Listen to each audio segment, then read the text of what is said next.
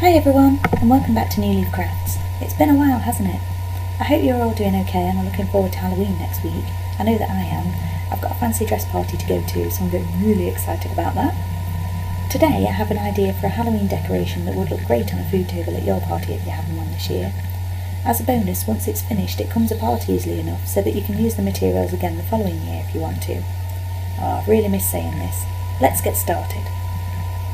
You will need a candlestick, sellotape, white fabric napkin, some black ribbon, a polystyrene ball, a pair of scissors and a pair of googly eyes.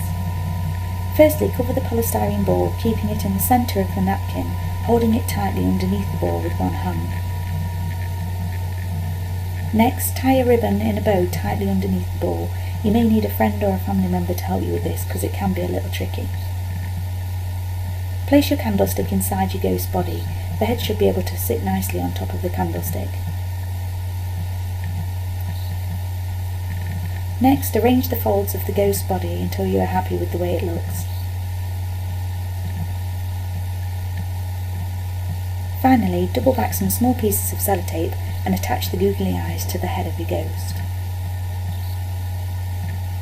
And that's it, the ghost's complete. Here he is in all of his glory. For more craft ideas, don't forget to check out my other videos and stop by my blog where there are more pictures of my crafts that haven't got videos to go with them. Thank you very much for your time and I'll see you next time. Bye guys!